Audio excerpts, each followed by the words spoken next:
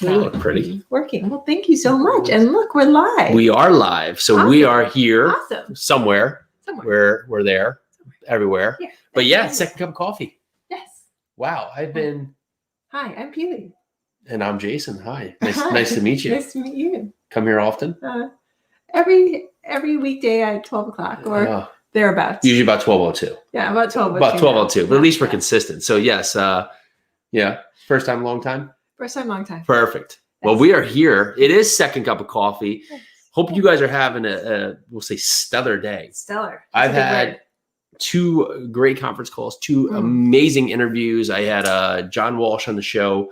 Amazing guy. Went from homeless to an executive, high-level executive at Disney and Madison Square Garden, to moving out to doing his own thing where he is really helping young people identify their next stage in life, which is highly adaptive. I wish I had this when I was growing, right? Because at so many points we think we have to make the decision, right? So if I go to college and I have to select this major and that's going to be my life forever. I was actually just thinking about that. I was thinking about college and I was thinking about a couple of the things that I wanted to get into. I was like, I wanted to start teaching yoga and get into massage and all this other stuff. But at the time I thought I was too old.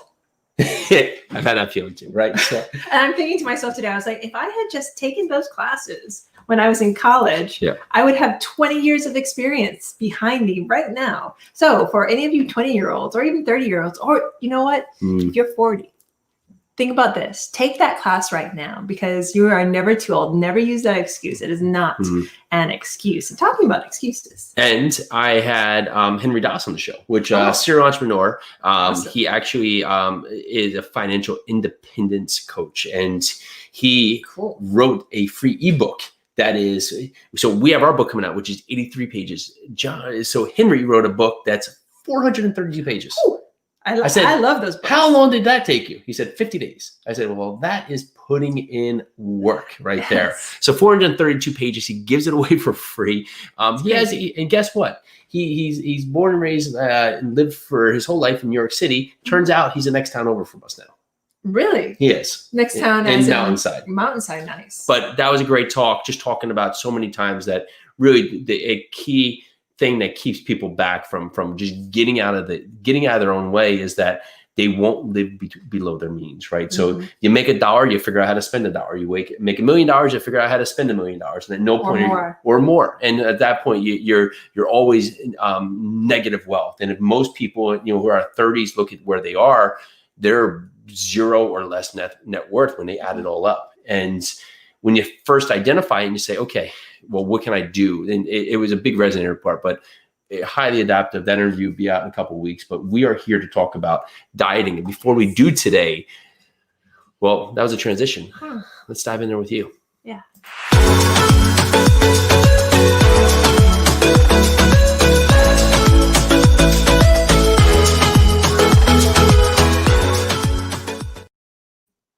All right, so we are here, second cup of coffee, and today it is 3 reasons why your diet's not working. 3 reasons why your diet's not working. Well, let's talk about that for a moment. Why is your diet not working? Why are you dieting? Why? I'll drink some of your coffee while you talk about it. Well, thank you.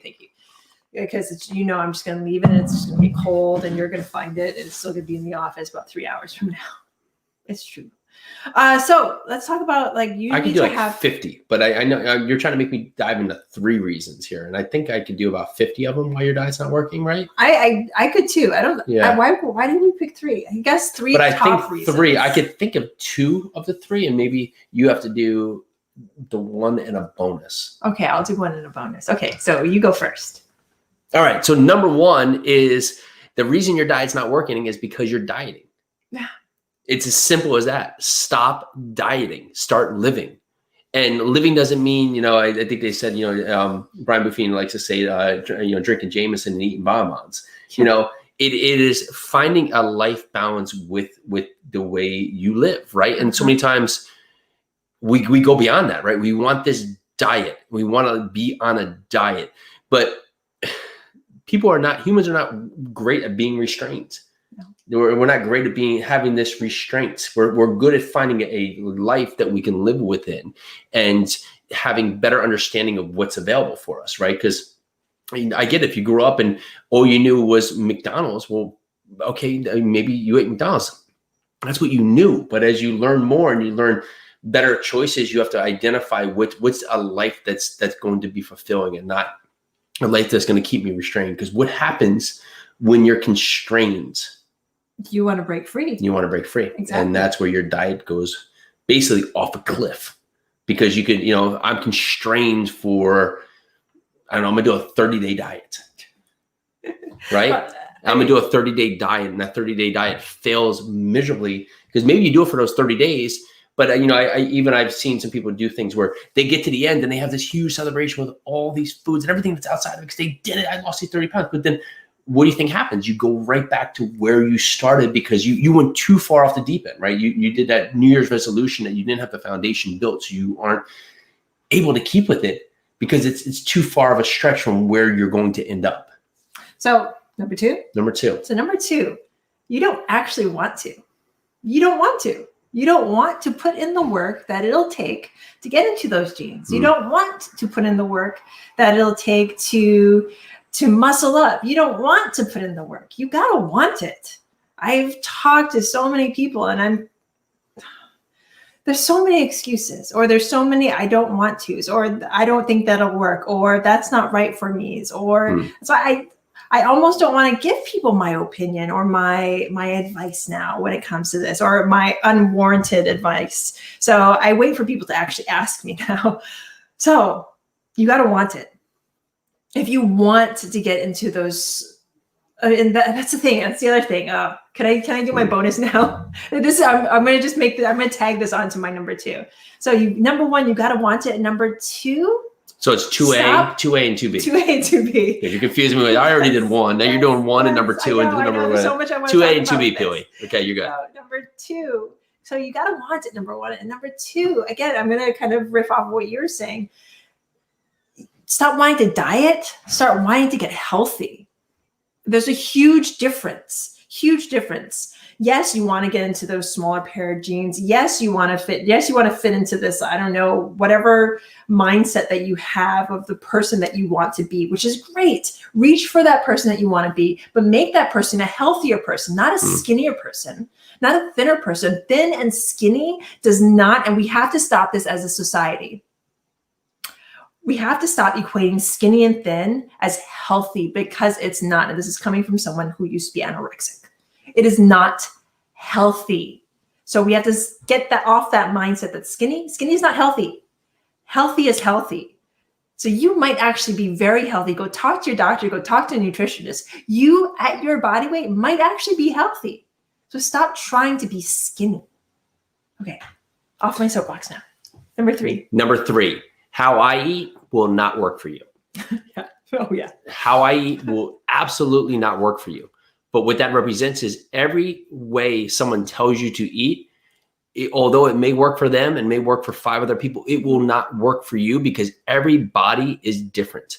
So you have to find what's going to work for you. Your macro diets, your vegan diets, your all carb diets, your all meat diets, your all bread diets, your all milk diets, your juicing cleanse, your intermittent fasting. It's all going to work differently for different people. And I guarantee what I do, you will not work for you because my body, it works for me, but it won't work for you because of 2 ways. Either it won't be right for your body or you won't want to do it. And so many times when we do these diets, we may want to do it for the moment, but it doesn't work for your body, or it works for your body and you don't want to do it. So you have to find the balance there of what works for you and will help you live healthy. And if you do those 2 things, you will have a life because you don't want to have to think about being in that box every day, right? But if you can just get conditioned to doing something, it becomes part of your life because you like doing it. Then that becomes your lifestyle and how he is. And because the word diet, it's a scary word, right? Mm-hmm. So I need to diet. It's more of a marketing word than anything else, right? So this is the diet. And that's why it's one of the biggest appeals out there for people to make money is because it's such a huge industry because diet is what people assume they have to do to be in shape and have to point. But it's actually not. You can do anything but diet and live a healthy life. but you have to choose to do one, take the action, 2, understand what works for you, and 3, make it a life plan, not a monthly plan or a weekly plan, or I just need to do this for 2 weeks. Or if I cut out, I don't know, if I cut out sugar for a week, then on this, because you're crashing yourself, you're taking yourself off, and you're not identifying the resources your body needs. So my bonus for number 4, this is my bonus. And I'm riffing off of something Jason said because it was in what's Get your own. on my mind. No, because you read my mind. Bonus, make it a life plan. I want to dive into this. This needs to be a life plan. This is not, I'm going to lose 50 pounds in 3 days and keep it off by staying on my bad health plan that I'm on right now. And I'm going to diet, but not exercise, or I'm going to exercise, but not diet. I'm not going to watch what I eat. You have to look at everything that you're doing because it's contributing to your health. Okay. Now we're going to talk about dieting now. And we're going to start talking about health. You need to go see your doctor. You need to go see a nutritionist. You need to see and figure out those things that work for you. I'm kind of encompassing everything we just talked about right now. Figure out something that works for you. And above all, number 1, you have to want it. Number 1, because the second thing is not going to work unless you want it already. Find something that'll kick your ass. And if you know me, I don't swear very often, but you need to find something, a plan, or someone, an accountability partner that will kick your ass. It's Jacob. Hey, Jacob. It all starts with identity. I am a healthy person. So what would a healthy person eat? As opposed to I'm an unhealthy person who needs to diet. Then you'll constantly be trying to break out of the diet. You always said, thank you, Jacob. That's a great point. So back to getting your ass kicked. I know we always talk about this with 75 hard. That worked for us. It might not work for you. I get it. I understand. Maybe it's too hard. It is 75 hard, but something's not working with what you're doing currently. So why not try it? I'm going to give huge shout out to Jason Williams and Angel Williams. They actually did 100 days of failing. They started 2 or 3 times, twice. They started twice, restarted twice, but they made it. They got their 75 days in. So kudos to them. And the thing is, they scaled it. They put the time in, they put the diet in, they did everything that the rule book says to do. But Jason even says it. Jason Williams, he says that we didn't go balls to the wall on our exercises because we knew we had to do them twice a day, and we couldn't do that and still perform during the day. And I was just like, yes, somebody gets it. Somebody finally gets it. So find that works for you. And Jason said he was like at at 217 pounds, and now he's at 190. And he was like, he's never been at he hasn't been at 190 since forever. So it works, guys. I mean, I know I got to this comment before about 75 hard and us, and they're like, well, you guys have always exercised, and you guys have always no. We've not. Well, I've not always exercised. Jason probably came out of the womb exercising.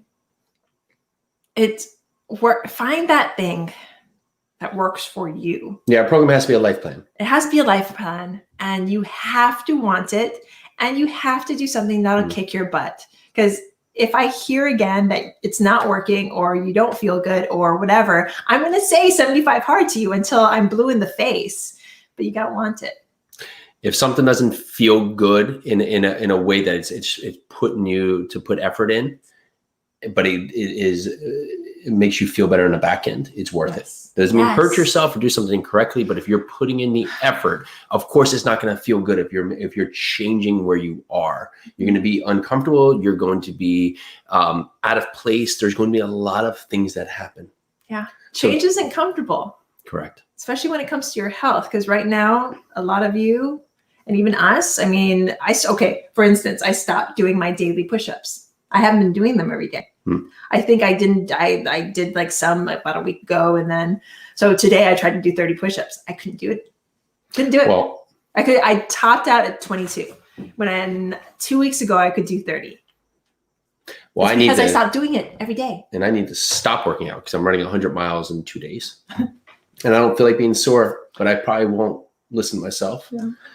So I'm going to run 100 miles on Saturday just because what else should I do? But enough fun. I did do bike and I did do kettlebells today. Yes, you didn't run. I didn't run, although the day is still young. But we'll see what else. I'll chain him to the house. Yeah. All right. So we have to get out of here. Yeah, we do. But Chris Bachman said, "Oh, good reminder on the push-ups." He nearly forgot this. Oh, get on them, Chris. There you go. Get after it. We still got a lot left for today. And yes, so J Bay Music 17. Just started jumping rope. Love jumping rope. That's actually why I got to jump rope, and I try and keep away from the kids who have find ways. So, Jacob, yes, 100 miles. This one's going to be virtual, which came up with a lot of different things to think about on this. And we have 5 people. 6 actually, maybe people. 6 on this point, but and not even in. Well, 1 is going to be an entire pavement run. 2, 20 miles in between stops. So I figured I'm gonna put stuff out there in certain places, so maybe I can have some little resources and other stuff out there just in case. Try to stay off busy roads, although it's not avoidable. I will have a few times during the wee hours of the night where I'll be running on a busy road, but you can't really go 20 miles without being on some kind of busy road. And I don't feel like playing Garmin in my head and having a bunch of little turns. So we're trying to stay on the longer run roads. And yeah, so it's we're going to get it done. I don't know. What else is there to do? I'm going to get it done because that's what I'm there to do. I'm here to get it done. It will not be easy, but would it be worth it if it was? We'll see you guys tomorrow.